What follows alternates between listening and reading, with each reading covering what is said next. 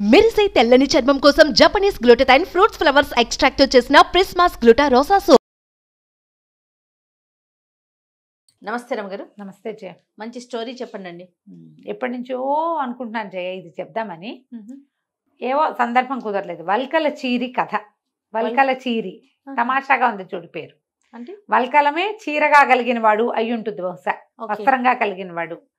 ఈ వల్కలం అంటే మామూలుగా మనం నారబట్టని అనొచ్చేమో మరి.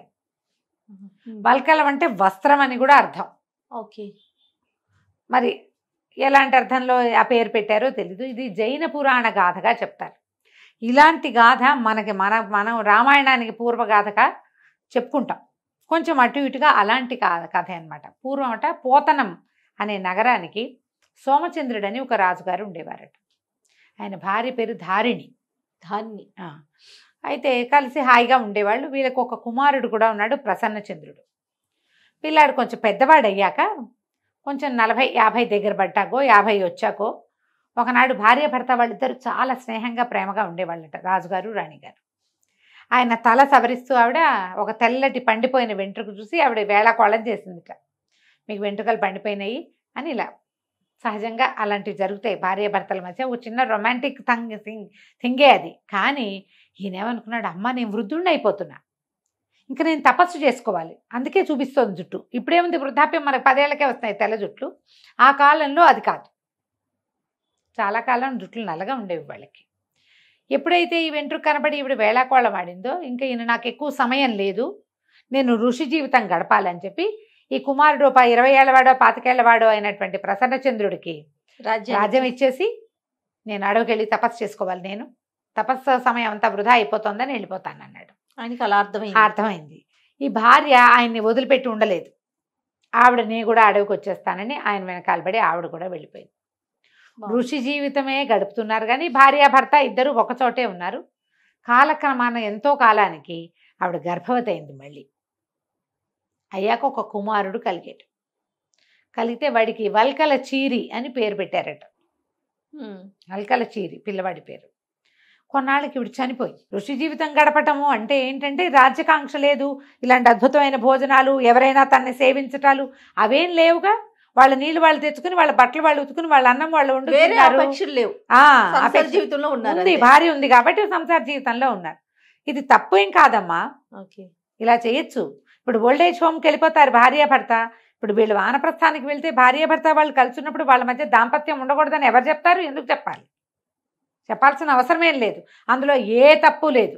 వైఫ్ అండ్ హస్బెండ్ అయితే ఏ తప్పు లేదు. దాంపత్యం ధర్మం ప్రకారం దాంపత్యం కదమ్మా, అది తప్పేముంది? అది తప్పు కాదు. అయితే ఈ కుమారుడు కలిగిన తర్వాత కొంతకాలానికి ధారిణి చనిపోయిందట. చనిపోతే ఈయన సమీపంలో దొరికే ఆవుల పాలు పోసి పిల్లవాడిని పెంచుకున్నాడు. పిల్లాడు కూడా పెద్దవాడయ్యాడు.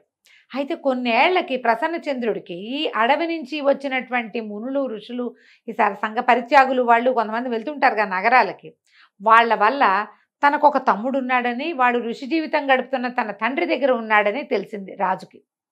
ఆ పిల్లాన్ని తెచ్చేసుకోవాలనిపించింది. తమ్ముడు కావాలి. అమ్మ నాన్న లేరు, ఆయన ఒక్కడే ఉన్నాడు, ఏదో వివాహితుడే అయ్యి ఉంటాడు, సంతానం ఉంటుంటుంది. తమ్ముడు అనేసరికి ఒక ప్రీతి ఉంటుంది చూడు, నా తమ్ముడని. వదిలిపెట్ట బుద్ధి కాదు జయ తమ్ముళ్ళని, అస్సలు కాదు. దాంతో ఏం చేశాడు ఈయన, తెప్పించుకోవడానికి తన గ్రామాల్లో ఉన్నటువంటి కొంతమంది గణికాకులంలో ఉన్న వాళ్ళని పిలిచి, అమ్మాయిలు మీరు అడవికి వెళ్ళండి, ఆడో పిల్లవాడు ఉన్నాడు, వల్కల చీరి వాడి పేరు, వాడిని బుచ్చుకురండి అని చెప్పారు.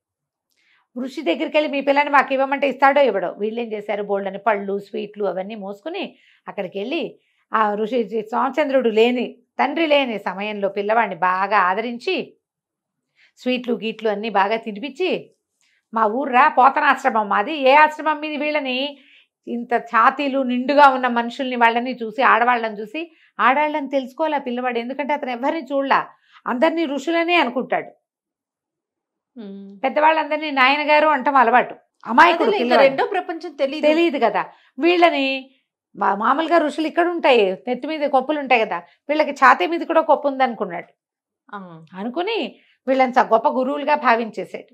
వాళ్ళు ఏమన్నారు, మా ఊరు పోతనం అనే నగరానికి చెప్పారు, మా ఆశ్రమంలో ఇలాంటివి ఎన్నో దొరుకుతాయి, చక్కగా హాయిగా తినచ్చు, ఎంతో సంతోషంగా ఉండొచ్చు అని బోళ్ళని ఆటలాడించి పాటలు పాడించి బంతులు విసిరి ఆడి ఆడి ఆడి సాయంకాలం అయ్యేసరికి లేచకపోయారు, వెళ్ళిపోయారు ఆయన వస్తున్నాడని. ఈ పిల్లాడు ఆయన రాలేదు, కానీ ఈ అబ్బాయికి ఇంకా ఉండబుద్ధి కాల. పొద్దు నుంచి కాలక్షేపం చేసి అందరు వెళ్ళిపోగానే పిల్లలు బూరు కొడుతోంది అని ఏడవడం మొదలు పెడతారు. ఈ అబ్బాయికి ఒక 18 ఏళ్ళు ఉన్నాయి, 17 18. తోచల ఆ పోతనాశ్రమానికి వెళ్ళిపోదామనిపించింది.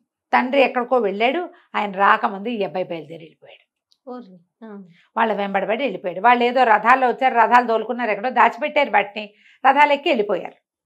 ఇది ఋష్యశృంగ మహామునిని ఇట్లా తెచ్చారని చెప్తారు. ఇదే కథ మనకి రామాయణానికి పూర్వకథ. పుత్రకామేష్టి చేశారు కదా దశరథులు, పుత్రకామేష్టి చేయడానికి ఋష్యశృంగుడు వచ్చి చేశాడు. ఆ ఋష్యశృంగుడి ఇట్లా అడవి నుంచి బయటికి తీసుకొచ్చారు. ఆయన వస్తేనే వానలు పడతాయని చెప్పారు ఇంకొక రాజ్యంలో, రోమపాదుడి రాజ్యంలో. ఆయన తీసుకొచ్చాక వానలు పడ్డాయి. ఆ శాంతాదేవిని, రాముల వారి అక్కయ్య అయిన శాంతాదేవిని ఋష్యశృంగ మహామునికి ఇచ్చి వివాహం చేశారు. ఆయన వచ్చి పుత్రకామేష్టి యాగం చేయించారు వీళ్ళకి. ఋష్యశృంగుడి కథ కూడా ఇలాగే కనపడుతుంది. స్త్రీముఖం తెలియని వాడు ఋష్యశృంగుడు అంటే. సరే ఏమైంది, రథానికి వాళ్ళు వెళ్ళిపోయారు. వాళ్ళ కోసం అటు చూసి ఇటు చూసి తోచక ఈ కుర్రాడు కూడా బయలుదేరి వెళ్ళిపోయాడు. అదే పనిగా పోతనాశ్రమానికి దారెటు అని వాళ్ళని అడుక్కుంటూ కనపడ్డ వాళ్ళని వెళ్తుంటే ఒక బండి వాడు కనపడ్డాడు. ఒక బండి వెళ్తోంది, అడవిలో నుంచి బయటకు వచ్చేసాడు. బండి వెళ్తుంటే వాళ్ళకి నవ్వొచ్చింది. పోతనమా అన్నారు. అవును పోతనాశ్రమం అన్నాడు. అనేసరికి భార్యాభర్త ఇద్దరు ఉన్నారు. వాళ్ళు కుర్రాన్ని చెయ్యిల బట్టి లాగి పైకి ఎక్కించుకున్నారు. ఎక్కించుకుని బండి మీద కూర్చుని ఈ పిల్లవాడు వెళ్తూ ఉంటే ఈ ఋషిగారిది ఈ ఆశ్రమం ఎవరిది, ఆశ్రమం ఎవరిది, ఇళ్ళని కూడా ఆశ్రమం అనుకుంటున్నాడు. వాడికి తెలియదు పాపం. పొట్ట చెక్కలయ్యేలాగా నవ్వుకుంటూ భార్యాభర్త కుర్రాన్ని బాగా ఆదరించారు. ఏవో పళ్ళు కాయలు చేతిలో పెట్టారు. ముందుకెళ్ళేసరికల్లా ఒక దొంగవాడు బండిని అటకాయించాడు. బండిలో ఏదో ధాన్యం ఉంది, అది ఇవ్వమని అటకాయించేసరికి బండివాడు మంచి గట్టివాడు. వాడేం చేశాడు, ఆ బండికి పోల్కర్రలు ఉంటాయిగా పక్కన, ఒక మంచి గెన్స్గా ఉన్న కర్ర తీసి తలకాయ పగల కొట్టేశాడు దొంగ. వాడిని పొదల్లో కీడ్చేసి వాడి దగ్గర కొంత దొంగ సొమ్ము ఉంటే ఆ సొమ్ము అంతా తెచ్చి తన బండిలో పెట్టుకున్నాడు. బండి అట్లా ముందుకు పోయింది. కుర్రాడు వాళ్ళతో పాటే ఉన్నాడు, వలకల చీర. ఈ నగరం దగ్గరికి వెళ్ళేసరికల్లా ఇదిగో ఇదే పోతనాశ్రమం ఇదే బాబు, దిగి వెళ్ళు అని కుర్రాడిని దింపేసి ఏమనుకున్నారు, ఈ కుర్రాడు ఎక్కటం వల్లే మనకి ధనం లభించింది.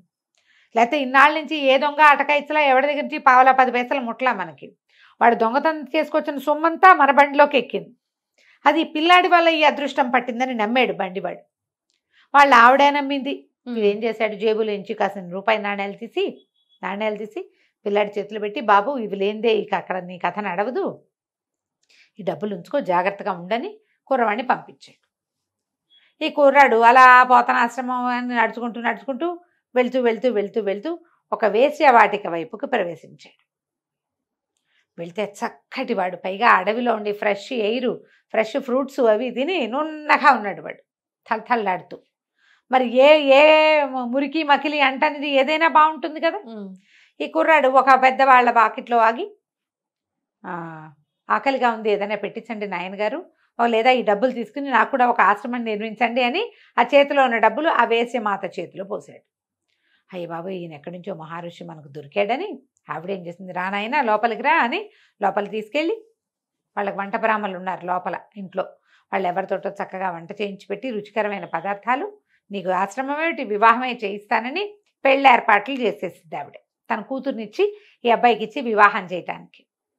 ఇంతలో ఏమైంది, ఈ వేశ్యవాటికలు ముందు నుంచి వెళ్ళారుగా గణికలు కొంతమంది, వాళ్ళు వెళ్ళి వచ్చేలాగా లేడండి ఆ అబ్బాయి, అతనికి ఏమీ తెలీదు, చాలా అమాయకంగా ఉన్నాడు, మేము మళ్ళీ వెళ్ళాము, మళ్ళీ వెనక్కి వెళ్ళేసరికల్లా అబ్బాయి ఆశ్రమంలో లేడు, మీ నాన్నగారు వచ్చేసారు, ఆయన వెతుక్కుంటున్నారు, ఎక్కడికి వెళ్ళిపోయాడో తెలీదు, మేము అతన్ని మిస్ చేసేసాము, మాకు తెలియలేదు, అమాయకుడు ఎటు వెళ్ళిపోయాడు అని రాజుగారికి చెప్పారు. చెప్పేసరికి ఆయన విసుకొచ్చేసింది. సాయంత్రం అయ్యేసరికి తమ్ముడిని చూసేస్తానని ఉత్సాహంలో ఉన్నాడు. మనం ఎవరికోసం ఎదురు చూస్తున్నప్పుడు వాళ్ళు రాకపోతే డిసప్పాయింట్మెంట్ ఉంటుందా. ఆయన ఆ చుట్టుపక్కల అంతా వాయిద్యాలు పెట్టి చిచ్చి ఇవన్నీ గోల ఆపడానికి కసురుకున్నాడు. అందరూ అన్నీ ఆపేశారు. రాజుగారు దుఃఖంలో ఉన్నాడు, తమ్ముడు చేజారిపోయాడని. ఇంతలో ఎక్కడి నుంచో మంగళ వాయిద్యాలు వినపడుతున్నాయి. ఏమిట్రా మంగళ వాయిద్యాలు వినపడుతున్నాయి, ఎక్కడి నుంచి రా అని కేకలు పెట్టాడు. పెట్టేసరికి సైనికులు 2-3 రోడ్ల మీదకి వెళ్ళి కనుక్కొని, వేశ్యాగృహాల నుంచి వస్తుందండి, ఓ పెద్ద వేశ్యమాత ఒక ఆవిడ ఉంది, వాళ్ళ అమ్మాయికి వివాహం చేస్తుంది, వేశ్య కూతురికి వివాహం ఏమిట్రా, ఎవరితో ఏమిటి కనుక్కోండి అంటే ఎవరో ఋషికుమారుడిలాగా ఉన్నాడండి అని వార్త తెచ్చారు. అక్కడి నుంచి ఈ గణికలు ఎవరైతే వెళ్ళారో ఈ అబ్బాయిని తీసుకురావడానికి వల్కల చీరని తేవడానికి వాళ్ళతో కలిసి రాజుగారు అక్కడికి పరిగెత్తాడు. పరిగెత్తేసరికల్లా సాక్షాత్తు తమ్ముడే పెళ్లి కుమారుడుగా కనపడ్డాడు. పెళ్లి ఇంకా అవల, ముందు ఏర్పాట్లు ఉంటాయిగా, పెళ్లి కొడుకుని చేయటం పెళ్లి కూతురు చేయటం, మంగళ వాయిద్యాలు భోరని మోగుతున్నాయి. అక్కడి నుంచి పట్టేశారు. పట్టుకుని ఆవిడకి ఏదో కొంత ధనం ఇచ్చి కుర్రాన్ని తెచ్చుకున్నారు. తెచ్చుకుని ఇంటికి తీసుకొచ్చి చక్కగా స్నానం అది చేయించి తల అంతా సంస్కరించి ఆహారం పెట్టి అంతా నువ్వు ఇక్కడే ఉండు కానీ హాయిగా ఉండొచ్చు, ఇక్కడ వివాహం చేస్తామని మంచి యువరాణుల్ని ఎవరినో వివాహం చేసి ఎదు చేద్దామనుకున్నారు.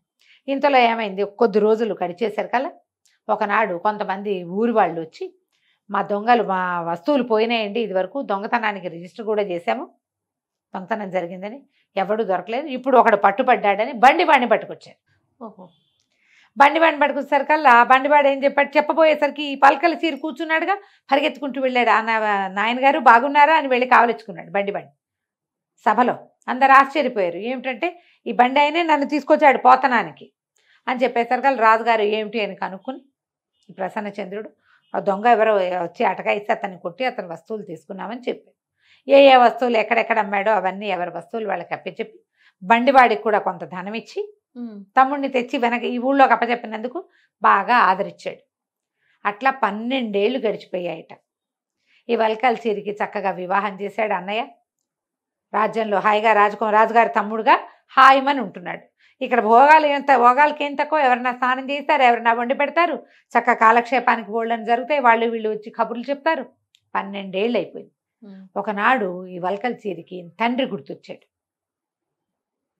అక్కడ ఏం జరిగింది, ఈ సోమచంద్రుడు ఆయన ఆశ్రమానికి తిరిగి వచ్చి కుర్రాడు కనపడక అబ్బాయి కోసం వెతుకుని విపరీతంగా ఏడ్చి కుమారుడి కోసం కళ్ళు పోయినాయి ఆయనకి. అయ్యో. ఆశ్రమం చుట్టుపక్కల ఆశ్రమాల్లో ఉన్న వాళ్ళు ఎవరి సహాయంతో ఆయన జీవితాన్ని సాగిస్తున్నాడు. ఈ ప్రాంతం నుంచి వచ్చిన వాళ్ళు ఎవరో చెప్పారు, సోమచంద్ర మహారాజు ఋషిగా ఉన్నాడు కదా, ఆయన కళ్ళు కనపట్టలేదని వార్త వచ్చింది. వార్త వచ్చేసరికల్లా వల్కల చీరి ఏడవటం మొదలుపెట్టాడు. ఇన్ని సంవత్సరాలు అయిపోయింది, నేను తండ్రిని వదిలేసి ఈ భోగాల సత్వంతో ఇక్కడ ఉండిపోయాను అనేసరికల్లా ప్రసన్నచంద్రుడు ఏం చేశాడు, తమ్ముడిని కూడా వెంబడి పెట్టుకుని తీసుకుపోయాడు. అతను వెళ్ళాడు తండ్రిని చూసి రావడానికి, తల్లి ఎలాగూ లేదు, ఆయన చూసి రావాలి కదా, అందుకని చెప్పి వెళ్ళాడు. వెళ్ళేసరికల్లా ఈ పిల్లలు ఇద్దరు దగ్గరకు వచ్చేసరికల్లా ఆయన ఆగకుండా కళ్ళ నీళ్ళు పెట్టుకుని ఏడ్చి మళ్ళీ కంటి చూపు బాగుపడిపోయిందట. ఆయనకి కళ్ళు బాగుపడ్డాయి. తర్వాత తండ్రికి వలసిన ఏర్పాట్లు చేసి ప్రసన్నచంద్రుడు మళ్ళీ వల్కల చీరిని రాజాశ్రమానికి తీసుకెళ్ళిపోయాడు. ఎంతో కాలం జీవించారట. ఇది ఒక విచిత్రమైన గాథ జైన పురాణంలో ఉంది. చిత్రంగా ఉంది కదా, చాలా రోజులు ఎప్పుడో చదివాను నేను. ఓకే. అప్పటి నుంచి చెప్దాం అనుకుంటా, మనకు సందర్భం కుదరలేదు, ఇవాళ సాగిద్ది అనమాట. అది వల్కల చీరి కథ. చాలా బాగుంది రమ్మ గారు. నమస్తే. నమస్తే. సుమన్ టీవీలో మీ పర్సనల్ అండ్ బిజినెస్ ప్రమోషన్స్ కోసం కింది నెంబర్కి కాంటాక్ట్ చేయండి.